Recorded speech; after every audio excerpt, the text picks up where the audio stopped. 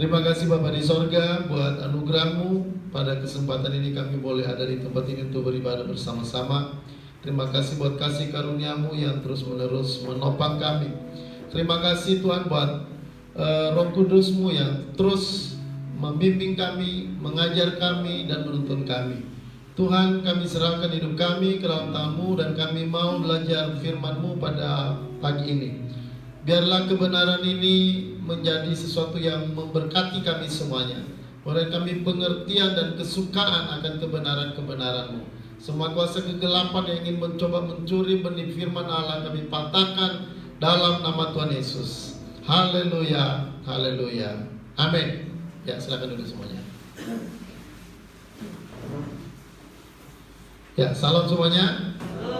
Ya, puji Tuhan, saudara. Mari kita arahkan perhatian kita pada firman Allah pada saat ini. Nah, pada saat ini firman Allah temanya Alkitab adalah firman Allah. Ya, Alkitab adalah firman Allah. Nah, saudara, kenapa kita perlu mempelajari ini? Karena ini adalah pondasi, ya, pondasi dari iman, ya, dari iman kekristenan kita. Ya, saudara, kita Alkitab menyatakan tentang Allah, keselamatan. Ya, Alkitab menyatakan tentang kebenaran-kebenaran sejati. Ya, dan itu hanya kita dapatkan dalam Alkitab. Kita tahu kita adalah orang berdosa dan orang yang telah ditebus oleh Tuhan, sehingga kita menerima keselamatan. Dan itu semua kita dapatkan, sumbernya adalah Alkitab. Ya. Nah, saudara, begitu penting Alkitab dalam kehidupan kita. Ya, begitu pentingnya Alkitab itu. Tanpa Alkitab kita nggak mengenal Allah. Ya. Dan kita tidak mengenal tentang keselamatan kita. Nah, saudara, karena itu maka kita perlu tahu tentang Alkitab itu. Ya. Banyak orang Kristen tidak tahu tentang Alkitabnya. Ya, banyak orang Kristen yang tidak tahu tentang Alkitab itu adalah firman Allah. Maka karena itu banyak orang Kristen yang mengabaikan Alkitab. Ya, banyak orang Kristen yang tidak terlalu mempelajari Alkitab. Kenapa? Karena mereka pikir Alkitab itu adalah biasa-biasa. Ya, tetapi Alkitab itu, saudara, itu adalah buku Allah. Ya, buku dari Allah, dan semuanya itu tulisan Alkitab itu diilhamkan oleh Allah. Ya, jadi saudara, maka untuk itu kita perlu memahami, ya, bahwa Alkitab itu adalah firman Allah. Nah, saudara, kita perhatikan yang pertama tentang hal Alkitab adalah firman Allah. Nah, saudara, kita memperhatikan pandangan, ya, pandangan ortodoks mengenai Alkitab. Ya. Nah, saudara, apa pandangan ortodoks? Pandangan ortodoks itu maksudnya pandangan yang benar. Ya, pandangan yang paling benar. Nah, saudara, pandangan yang paling benar mengenai Alkitab, ya, saudara, dikatakan bahwa kitab suci adalah firman Allah secara objektif. Jadi, apakah kitab suci itu diberitakan atau tidak, didengar oleh manusia atau tidak, dimengerti atau tidak, ditaati atau tidak, kitab suci tetap adalah firman Allah. Dan pada waktu manusia mendengar pemberitaan kitab suci, apakah ia merasakan Allah menggunakannya untuk berbicara kepadanya atau tidak, kitab suci itu tetap adalah firman Allah. Nah, saudara, ini adalah pandangan yang benar yang harus kita terima. Ya, jadi saudara, Alkitab itu adalah firman Allah. Ya, apakah kitab suci itu diberitakan atau tidak? Ya, didengar atau tidak? Dimengerti atau tidak? Saudara, Alkitab itu tetap adalah firman Allah. Ya. Nah, saudara, ini pandangan inilah yang paling benar inilah yang disebut pandangan ortodoks. Ya, ada dua pandangan lagi yang lain yang salah. Pertama, pandangan liberal, yaitu mereka berkata Alkitab itu bukan firman Allah. Dan ada satu pandangan lagi, yaitu neo-ortodoks, Alkitab sebagian firman Allah. Dua pandangan ini kita tolak. Saudara, hanya pandangan ortodoks yang mengatakan bahwa Alkitab adalah firman Allah. Jadi bukan sebagian firman Allah. Jadi Alkitab yang kita pegang itu bukan sebagian firman Allah, bukan berisi firman Allah, bukan mengandung firman Allah. Tapi Alkitab kita itu, kitab suci kita itu adalah firman Allah. Ya, saudara, misalnya mendengarkan firman dan merasa diberkati, dan juga ada saat-saat Anda dengar firman dan Anda tidak diberkati, saudara, itu tetap firman Allah. Ya, saudara, jadi Alkitab itu adalah firman Allah. Ya. Nah, saudara, maka karena itu, ya, saudara, artinya bahwa Alkitab itu merupakan dasar yang sangat penting bagi kita. Ya. Jadi saudara, kekristenan kita itu berdiri di atas iman kepada Alkitab. Makanya kalau misalnya orang Kristen dia tidak tahu Alkitab, padahal Kristen, nah saudara, itu bukan orang Kristen sejati. Ya, orang Kristen sejati dia tahu Alkitab itu adalah firman Allah. Makanya setiap tulisan dalam Alkitab, ya, setiap pernyataan Alkitab itu berarti tidak ada yang salah. Ya. Kalau Alkitab kita itu adalah firman Allah, maka berarti Alkitab itu tidak mengandung kesalahan. Ya. Tidak ada kesalahan di dalam Alkitab. Ya. Saudara, jauh dari kesalahan. Kenapa? Karena kita katakan Alkitab itu adalah firman Allah. Ya, tidak ada kesalahan apapun di dalam Alkitab. Ya, kalau ada Alkitab yang mengandung kesalahan, berarti bukan firman Allah. Karena Allah tidak mungkin salah. Karena Alkitab itu dari Allah. Maka semua firman dalam Alkitab itu tidak ada yang mengandung kesalahan. Tidak ada kesalahan apapun dan tidak ada kandungan kesalahan sedikit pun. Nah, ini hal yang harus diperhatikan. Ya, ini hal yang harus diperhatikan. Dan saudara, firman Allah ini menjadi penentu kehidupan kita. Ya, saudara, Alkitab memberikan tujuan hidup yang benar. Ya, kita hidup untuk apa? Kita hidup untuk siapa? Ya, dan saudara, ujung dari kehidupan kita ini nanti bagaimana? Ya, Alkitab menyatakan itu. Saudara, orang yang percaya pada kebenaran, orang yang percaya pada Yesus, dia akan dapat hidup. Dan dia akan mendapatkan hidup yang kekal. Dan saudara, itulah tujuan dari kehidupan kita. Tujuan dari orang percaya yaitu supaya dia mendapatkan hidup yang kekal. Maka saudara, Alkitab menyatakan tentang Kristus sebagai keselamatan kita. Ya. Dan saudara, pernyataan ini itu tidak salah. Inilah kebenaran yang mutlak. Ya, ini adalah kebenaran yang tidak bisa salah. Nah, jadi saudara, betapa pentingnya Alkitab itu bagi dasar hidup kita. Bagaimana masa depan kita? Saudara, Alkitab sudah menuliskan. Orang yang percaya selamat dan orang yang tidak percaya binasa. Ya. Nah, saudara, artinya Alkitab ini menjadi sumber kehidupan kita. Tanpa Alkitab, kita tidak mengenal Allah. Kita tidak tahu jalan yang benar. Ya, kita nggak tahu bagaimana bersikap. Kita nggak tahu bagaimana hidup. Ya, kita nggak tahu apa tujuan hidup kita. Maka karena banyak orang nggak tahu tujuan hidupnya, maka hidupnya berputar-putar begitu saja. Ya, banyak orang karena tidak tahu tujuan hidupnya, maka orang banyak jatuh kepada pencarian-pencarian yang lain di luar Tuhan.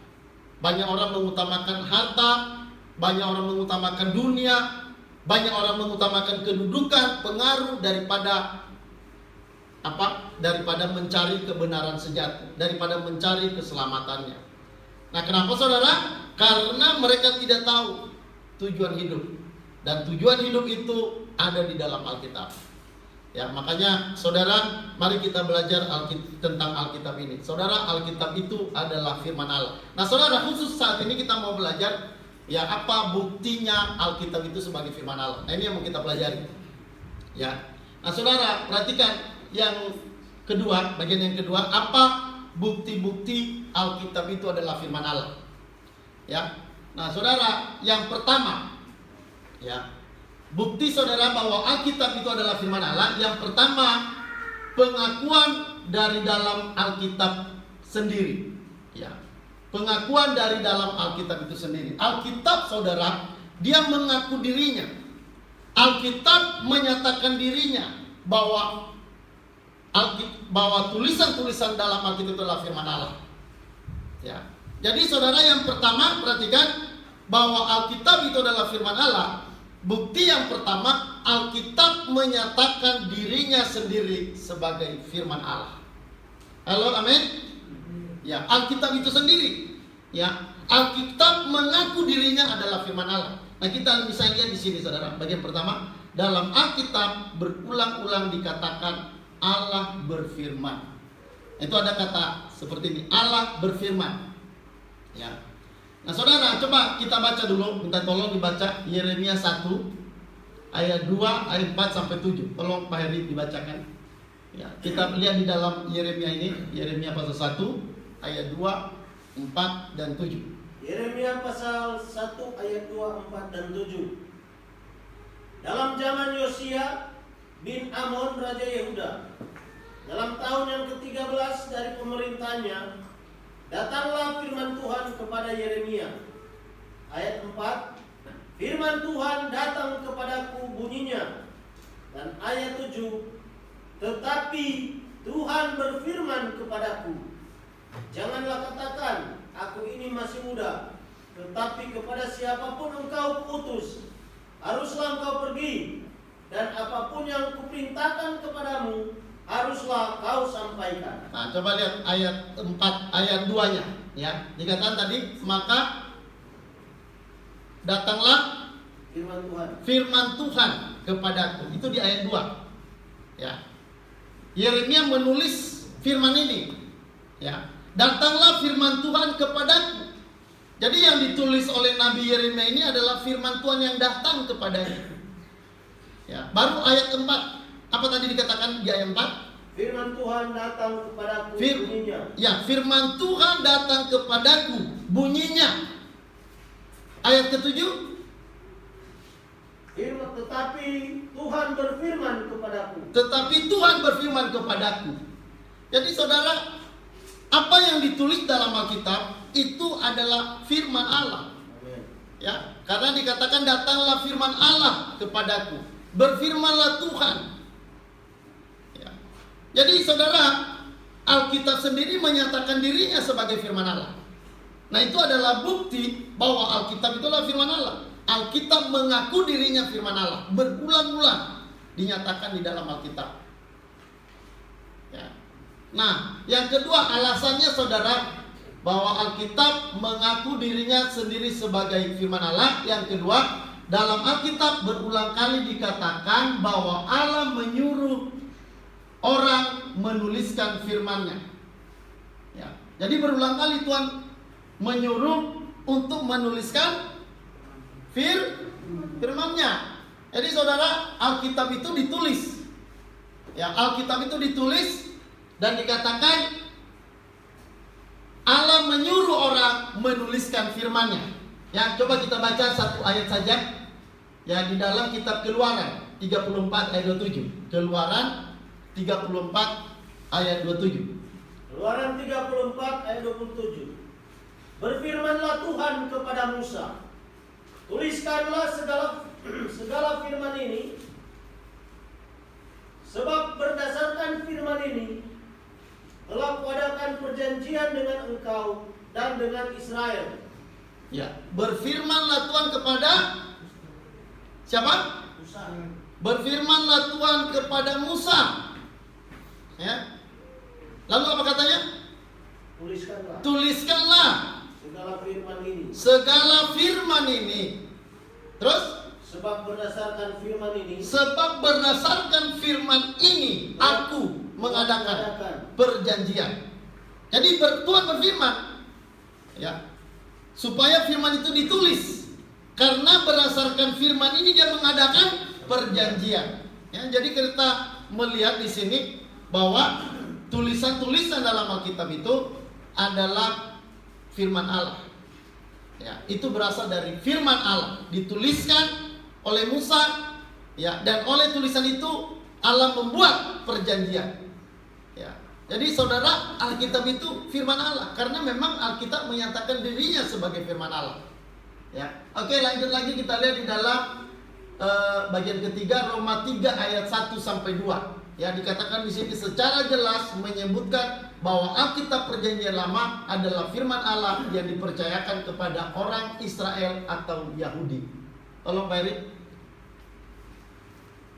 Roma 3 ayat 1 dan 2. Jika demikian, apakah kelebihan orang Yahudi dan apakah gunanya sunat? Banyak sekali, dan di dalam segala hal pertama-tama, sebab kepada mereka lah dipercayakan firman Allah.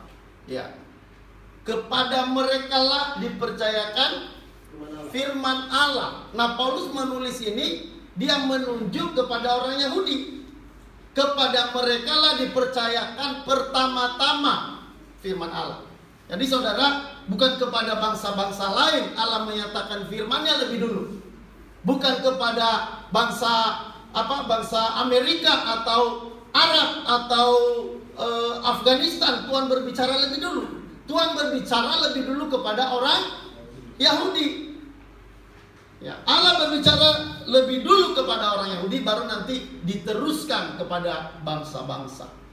Jadi saudara, ini menuju pada perjanjian lama. Itu artinya kitab Kejadian sampai kitab Maleakhi itu adalah firman Allah. Allah berfirman. Allah menyatakan firman-Nya lebih dulu kepada bangsa Yahudi, bukan kepada Yunani. Ya, jadi saudara, pertama itu Allah menyatakan firman kepada bangsa Yahudi. Itu menunjuk pada perjanjian lama. Ya, makanya kalau kita lihat saudara, kitab suci itu ditulis dalam bahasa Ibrani. Perjanjian lamanya ditulis dalam bahasa Ibrani. Karena memang pertama-tama Tuhan menyatakan itu kepada bangsa Yahudi. Ya. Jadi bukan kepada siapa-siapa. Ya. Nah, saudara, jadi Alkitab menyatakan firman Allah. Ya, menyatakan dirinya sebagai firman Allah. Bagian ketiga tadi bahwa perjanjian lama itu dikatakan oleh Paulus bahwa itu adalah firman Allah yang dinyatakan kepada bangsa Yahudi. Ya. Nah, yang keempat, kata-kata nabi atau penulis perjanjian lama dianggap sebagai kata-kata Tuhan atau Roh Kudus. Ya, kata-kata Tuhan atau kata-kata Roh Kudus. Jadi saudara, kata-kata nabi atau tulisan-tulisan perjanjian lama itu dianggap sebagai kata-kata Tuhan. Nah, itu bisa kita baca di dalam Yesaya pasal 7 ayat 14, ya. Tolong Pak Erik.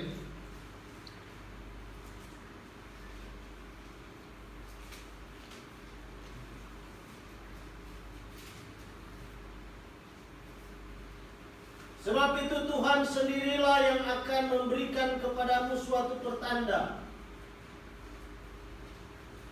Ya.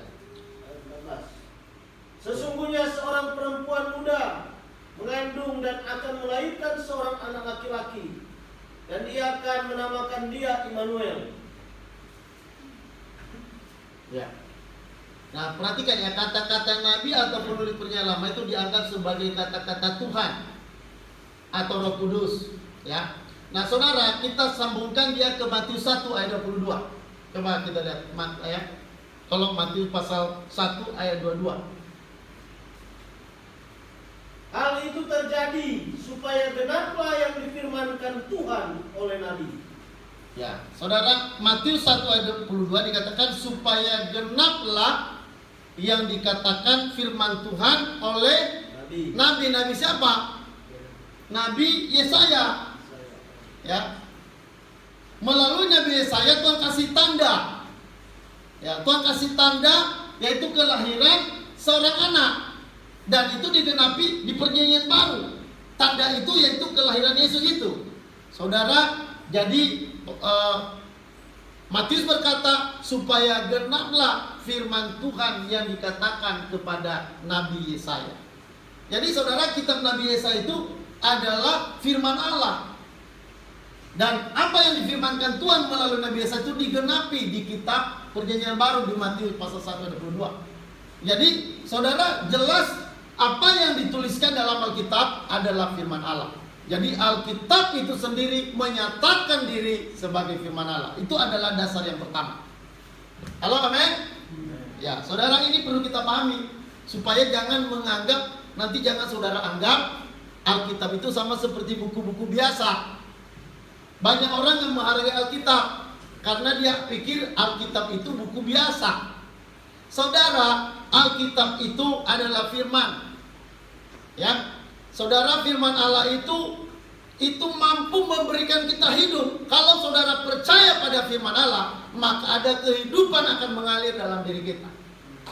Ya, ada kemenangan yang akan diberikan pada kita. Kalau kita percaya firman Allah, kita taat pada firman Allah, kita akan menerima berkat yang paling besar. Ya, makanya orang-orang yang tahu firman itu, dia tahu Alkitab itu firman, maka Alkitab itu akan dihargai. Ya, kalau orang tahu Alkitab itu adalah firman, dia akan baca dan dia akan melakukan firman Allah itu. Kenapa? Karena dia tahu Alkitab itu tidak mungkin salah. Apa yang Alkitab janjikan itu pasti terjadi. Ya. Misalnya dikatakan kita berbahagialah orang yang hatinya suci karena mereka akan melihat Allah. Ya, firman Allah berkata, berbahagialah orang yang dianiaya karena Kristus, maka upahmu akan besar di sorga. Saudara, itu semua firman. Dan kalau kita percaya dan kita taati firman itu akan menjadi berkat dalam kehidupan kita. Saudara, yang menjamin kehidupan kita, yang menjamin masa depan kita adalah firman Allah itu. Makanya saudara, jangan anggap enteng Alkitab. Jangan anggap Alkitab itu sama seperti buku-buku biasa. Ya. Sehebat apapun buku dalam dunia ini, ya, saudara, tidak ada yang bisa dibandingkan dengan Alkitab itu, saudara. Ya. Semua buku di dunia ini itu hanya karangan-karangan manusia. Tapi Alkitab itu adalah tulisan-tulisan firman Allah. Ya, itu adalah berasal dari firman Allah. Jadi saudara, kalau kita percaya pada Alkitab ini, maka Alkitab itu memberikan kita jaminan kehidupan. Ya, memberikan kita jaminan masa depan yang luar biasa. Makanya jangan abaikan Alkitab.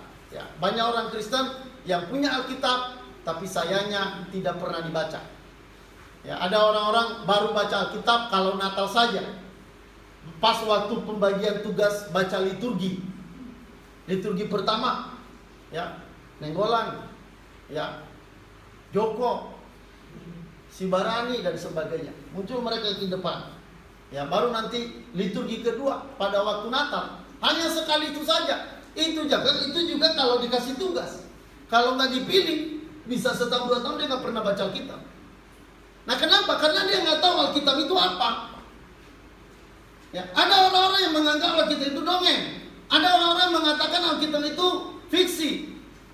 Saudara, ketika mereka mengatakan itu fiksi, saudara, Alkitab tidak berarti itu fiksi. Ya, saudara, Alkitab ya itu adalah firman Allah dan tidak bisa dirubah oleh siapapun.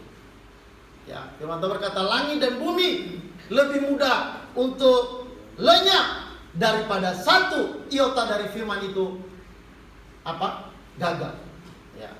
Saudara, tidak ada yang bisa menggagalkan firman Allah. Makanya saudara, perhatikan firman Allah baik-baik, pelajari firman Allah baik-baik, sukai firman Allah. Biarkan hidup kita itu menerima kebenaran-kebenaran firman. Dengan apakah seorang muda mempertahankan kelakuannya bersih? Dengan apa? Dengan menjaganya dengan firman. Firman itu bisa menjaga diri kita untuk tetap kudus di hadapan Allah. Ya, firman Allah itu bisa menopang masa depan kita. Makanya saudara, Sebenarnya bagi saudara yang sudah menjadikan Alkitab sebagai firman Allah, saya percaya pasti akan hidup secara luar biasa.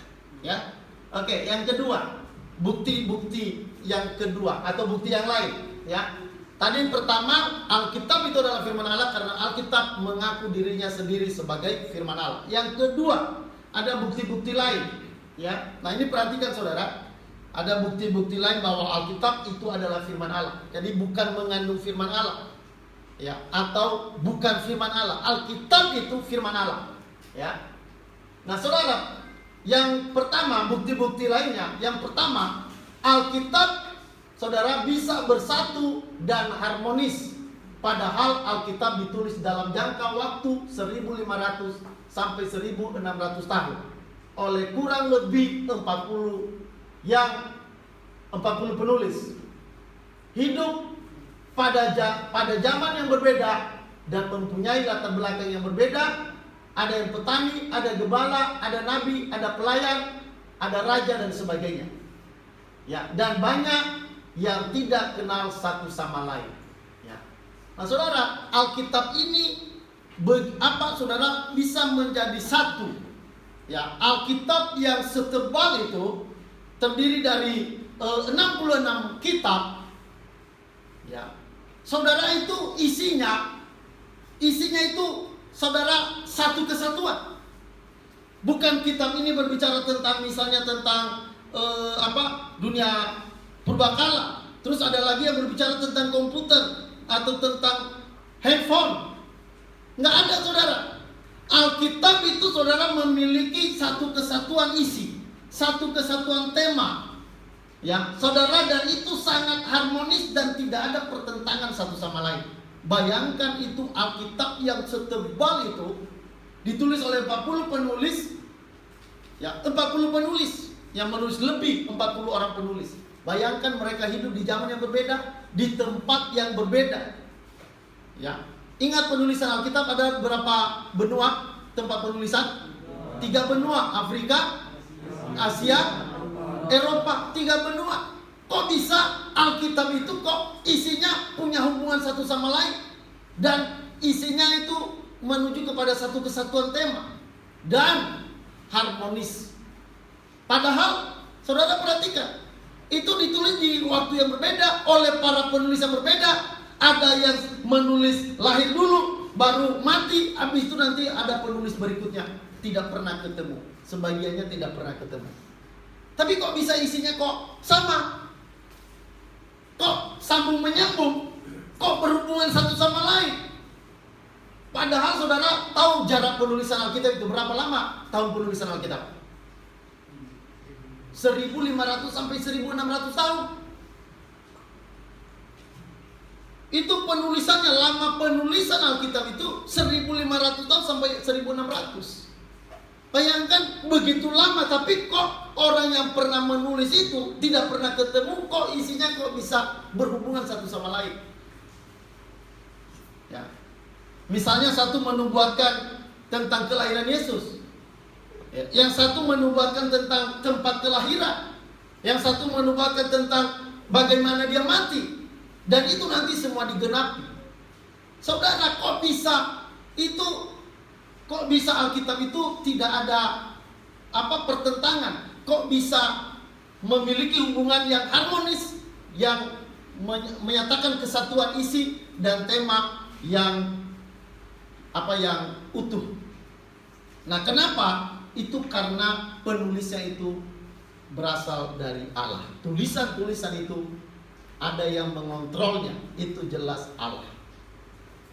Ya, walaupun ada sampai banyak penulis, tapi saudara, karena penulis itu dikontrol oleh Allah, diilhami oleh Allah, sehingga apa yang ditulis itu sesuai dengan rancangan Allah. Jadi bukan rancangan manusia.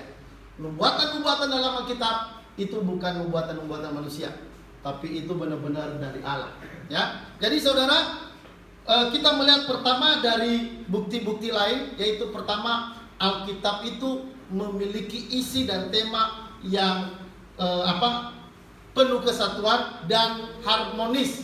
yang memiliki harmonisasi, tidak ada pertentangan-pertentangan dan kesalahan-kesalahan di antara satu sama lain. Nah, ini saudara membuktikan bahwa benar-benar Alkitab itu adalah firman Allah. Ya. Jadi ini bukan bukan tulisan-tulisan manusia biasa.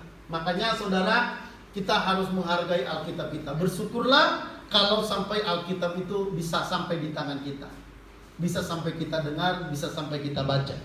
Saudara perhatikan, kalau hasil dari 40 penulis Alkitab ini bisa dibukukan menjadi satu buku yang bersatu dan harmonis, maka pastilah ada satu orang yang menguasai atau mengontrol dan mengarahkan ke 40 penulis tersebut. Dan siapakah yang bisa menguasai, mengontrol dan mengarahkan 40 yang hidup dalam jangka waktu 1500 sampai 1600 tahun? Hanya ada satu orang yang bisa melakukan hal itu, dan itu adalah Allah sendiri. Halo, amin? Ya, saudara, makanya saudara baca Alkitab dengan sungguh-sungguh. Ya, saudara, janji-janji Alkitab kalau Anda percaya itu akan digenapi dalam hidupmu. Ya. Oke, lanjut. Ya, saudara, yang bukti lain yang kedua. Nah, saudara, yang kedua bahwa Alkitab itu adalah firman Allah. Saudara, yang kedua, Alkitab tidak bisa habis dipelajari. Kalau saudara mempelajari buku lain, bagaimanapun tebalnya buku itu, maka pada suatu saat buku itu akan habis dipelajari, dan saudara tidak akan bisa menambah pengetahuan apa-apa lagi dari buku itu. Tapi Alkitab sudah dipelajari oleh jutaan manusia selama ribuan tahun, dan tidak ada seorang pun yang bisa tamat belajar Alkitab. Ya, coba saudara hari-hari belajar Alkitab, baca Alkitab, tidak akan pernah habis. Semakin saudara belajar Alkitab, Anda akan semakin kepingin tahu lebih banyak lagi di dalam Alkitab itu. Tidak habis dipelajari. Ya. Orang-orang yang mempelajari Alkitab itu mereka tidak akan bosan. Mereka akan baca terus, mereka akan menggali terus, dan mereka akan menemukan pengetahuan-pengetahuan yang luar biasa. Jadi saudara, Alkitab ini saudara nggak akan pernah habis untuk bisa dipelajari. Ya, jutaan manusia telah mempelajari Alkitab ini, tapi tidak tamat-tamat. Ya, sampai sekarang terus digali dan digali. Ya. Saudara, ini membuktikan bahwa Alkitab ini adalah firman Allah, bukan tulisan-tulisan biasa, bukan dongeng, bukan legenda-legenda, mitos-mitos nenek-nenek sihir. Ya, saudara, ini adalah firman Allah. Ya, kalau saudara belajar Alkitab, sekalipun ya makin lama saudara akan makin banyak mengerti tentang Alkitab. Tetapi anehnya saudara akan melihat bahwa makin banyak juga hal yang belum saudara mengerti tentang Alkitab. Manusia tidak bisa mempelajari Alkitab secara tuntas, apalagi mengarangnya. Ya, saya sejak baca Alkitab hingga hari ini, hari-hari saya terus belajar dan tidak pernah habis untuk dipelajari. Ya, saudara, Alkitab itu penuh dengan pengetahuan-pengetahuan yang luar biasa yang tidak pernah selesai untuk dipelajari. Ya. Halo, amin? Amin. Saudara, nggak ada buku di dunia ini yang paling banyak dipelajari selain Alkitab, yang paling banyak dipersoalkan selain Alkitab, yang paling banyak dipertentangkan selain Alkitab.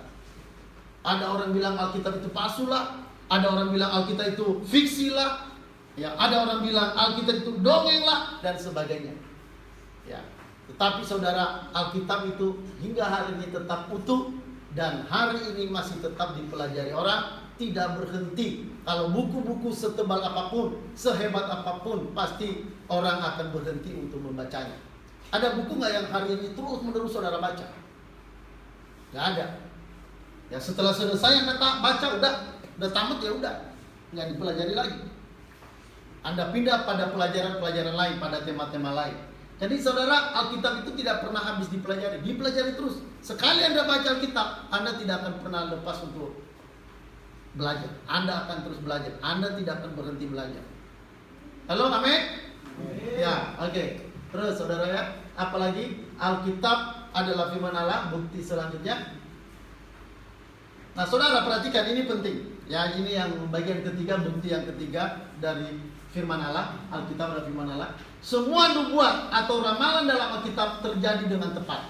Nah, ini saudara salah satu pembuktian yang nyata, dan ini salah satu bukti yang sangat tidak bisa dibantah.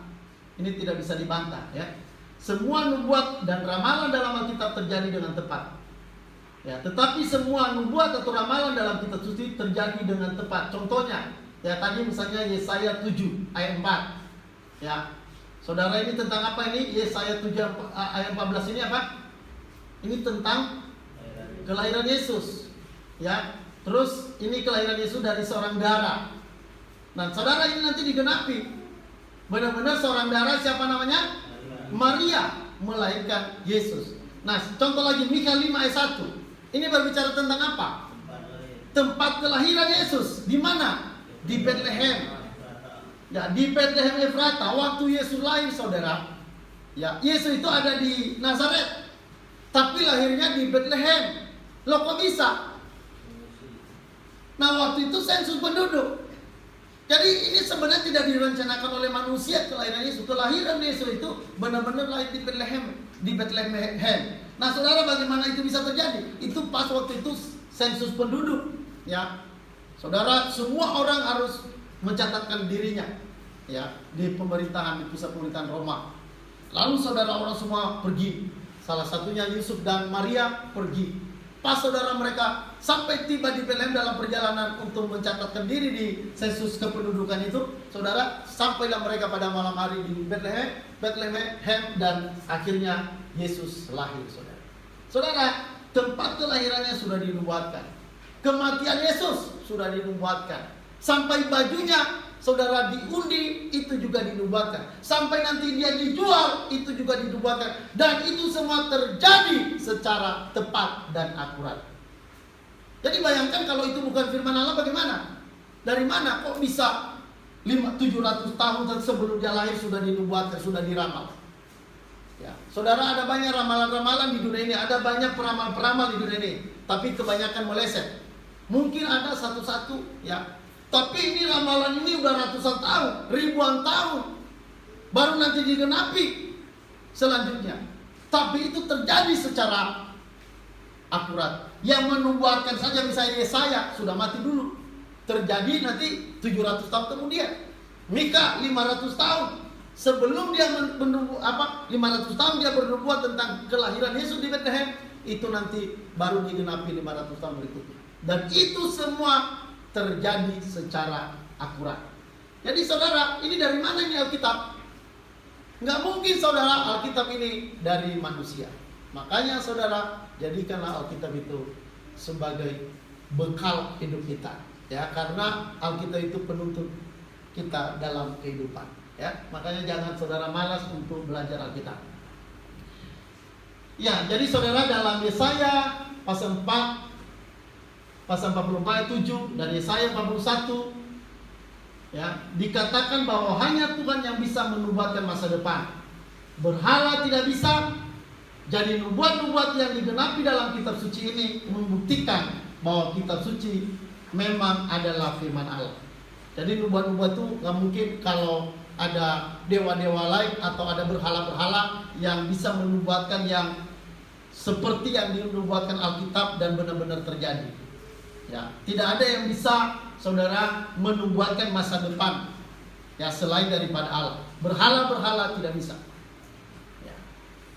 Jadi memang dalam kitab suci saudara ada nubuat, ramalan yang belum terjadi, seperti nubuat tentang kedatangan Kristus untuk kedua kalinya, tetapi tidak ada satupun nubuat yang meleset. Jadi ada nubuatan yang masih belum terjadi. Kenapa? Karena memang belum waktunya digenapi.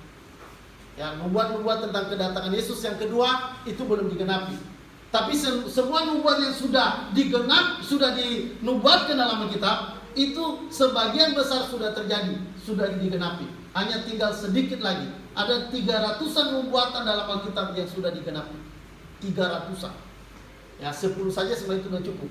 Tapi ini 300 lebih nubuat-nubuat Alkitab itu sudah digenapi. Jadi ini saudara perhatikan, tidak mungkin ini adalah firman manusia. Pasti ini adalah firman Allah. Oke, ya kita akan lihat lagi selanjutnya apa bukti daripada Alkitab adalah firman Allah. Ya, saudara, Alkitab tahu bahwa bumi ini bulat dan tidak disangka dan tidak disanggah oleh tiang-tiang jauh sebelum manusia mengetahuinya. Saudara, Alkitab ini bulat. Alkitab lewat tulisan para nabi itu sudah dikatakan bahwa bumi ini bulat. Tetapi saudara perhatikan, ya, sebelum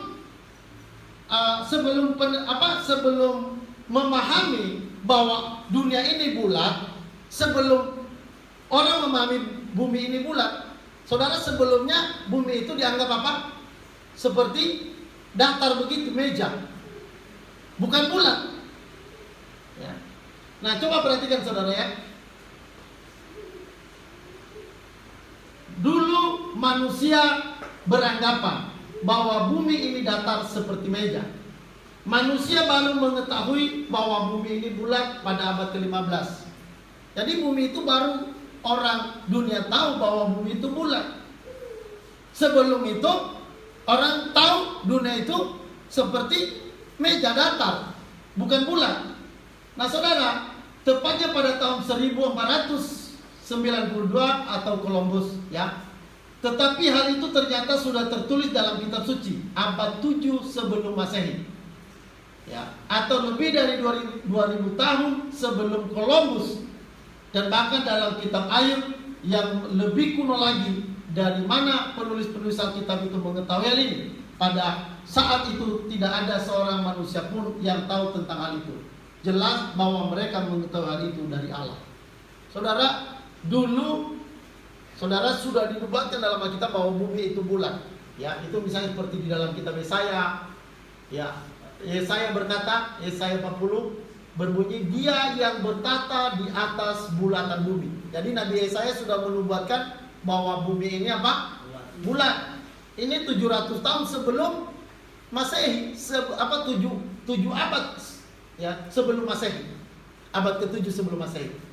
Ya, saudara, jauh-jauh hari sudah dikemukakan bahwa bumi ini bulat. Terus Ayub, ini lebih lama lagi. Apa kata Ayub?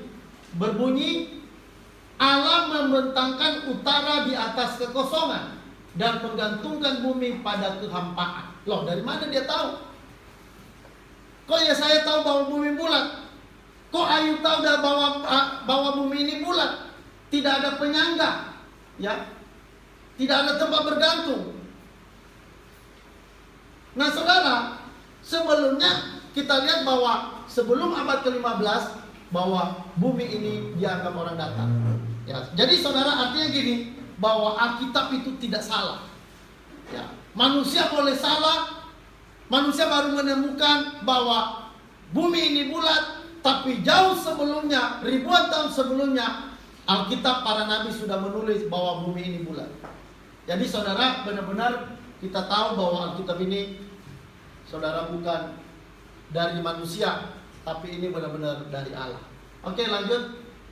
Yang terakhir saudara, ini adalah bukti yang terakhir. Ada banyak bukti yang bisa kita berikan, tapi ini bukti-bukti yang penting aja yang perlu kita pahami. Ini bukti-bukti secara umum, ya. Nah saudara,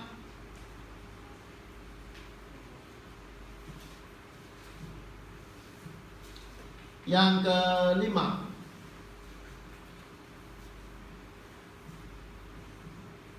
mana? Hah? Ya, bukti yang kelima,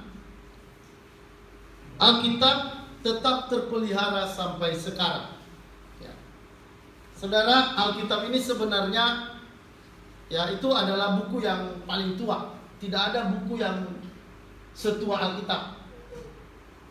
Ya, tapi kok gak lenyap? Kan seharusnya kalau udah tua itu ya, coba misalnya kita punya buku ya, kan banyak buku-buku yang kebuang. Tapi kok Alkitab ini walaupun udah tua, udah paling lama ditulis, tapi kok nggak hilang-hilang? Kok nggak lenyap? Padahal banyak yang mencoba membinasakan Alkitab ini. Banyak yang mencoba menghentikan penyebaran Alkitab ini. Banyak yang mencoba untuk menghancurkan Alkitab ini, membakar Alkitab dan sebagainya. Ya, ada tempat saudara orang membakar Alkitab, tapi anehnya di situ saudara menjadi tempat beberapa tahun kemudian itu menjadi tempat perpustakaan Alkitab, tempat pencetakan Alkitab yang paling banyak. Ya, tempat Alkitab dibakar, malah pada suatu saat tempat itu menjadi tempat untuk mencetak Alkitab paling banyak di dunia. Nah saudara, Alkitab adalah buku yang paling kuno. Tidak ada buku yang setua Alkitab. Kitab Kejadian sudah berusia 3.500 tahun. Ya, lebih tua dari kita. Ya. Saudara, hal itu sudah lama Alkitab itu ditulis, tapi kok nggak hilang-hilang, kok nggak hancur di perjalanan, kok nggak habis. Nah saudara, walaupun begitu Alkitab ini tetap terpelihara. Banyak yang orang menyerang Alkitab untuk menghancurkannya. Ada serangan yang bersifat fisik, dan ada serangan yang berupa ajaran-ajaran sesat. Misalnya seorang yang bernama Tom Paine menulis buku yang berjudul The Age of Reason yang menyerang Alkitab. Dan ia meramalkan bahwa bukunya akan lari di seluruh dunia, sedangkan Alkitab hanyalah akan dijumpai di museum. Tetapi kenyataannya sekarang Alkitab bisa dijumpai di mana-mana, dan buku The Age of Reason itu hanya bisa dijumpai di museum. Ya. Ini siapa ini? Si Tom ini bodoh ini orangnya. Si Tom Paine. Ya, ini seperti orang Karo kayaknya ya, Paine. Pinang ya. Nah saudara, jadi Alkitab kita itu adalah firman Allah. Banyak orang Kristen tidak tahu Alkitab itu adalah firman Allah. Banyak orang Kristen yang tidak tahu ya Alkitab itu adalah sesuatu yang penting yang bisa mengajarkan tentang kehidupan. Ya. Maka saudara, karena itu maka banyak orang tidak terlalu suka mendengarkan Alkitab. Tidak terlalu rindu untuk mempelajari Alkitab. Tetapi saudara, kita di tempat ini ingat baik-baik ya, Alkitab itu saudara adalah kehidupan buat kita. Ya, firman Allah itu dikatakan lebih tajam dari pedang bermata dua manapun. Ia sanggup menusuk lebih dalam. Ia sanggup memisahkan jiwa dan roh. Firman Allah itu adalah terang. Firman Allah itu adalah pelita bagi kita. Maka saudara, untuk itu gantungkan hidupmu pada Alkitab, pada firman Allah. Ya, saudara, kita punya pandangan yang teguh bahwa Alkitab itu adalah firman Allah. Itu adalah pandangan ortodoks. Kita menolak pandangan liberal yang berkata Alkitab bukan firman Allah. Dan kita juga menolak pandangan neo-ortodoks yang berkata bahwa Alkitab hanya sebagian firman Allah. Ya, saudara, Alkitab itu adalah firman Allah. Saudara, mau Anda mengerti atau tidak, mau Anda baca atau tidak, ya, mau jadi rema atau tidak menjadi rema dalam diri Anda, Alkitab itu adalah tetap firman Allah. Ya, jadi tidak ada bagian-bagian tertentu yang jadi firman Allah dan yang lainnya tidak jadi firman Allah. Semua Alkitab adalah firman Allah. Maka saudara, bacalah, jangan bosan-bosan, pelajarilah, hidupmu akan diubah oleh Alkitab itu. Masa depan kita menjadi masa depan yang penuh harapan karena Alkitab sudah menyatakan kepada kita. Oke saudara, itu aja firman Allah yang kita bisa dengarkan pada pagi hari ini.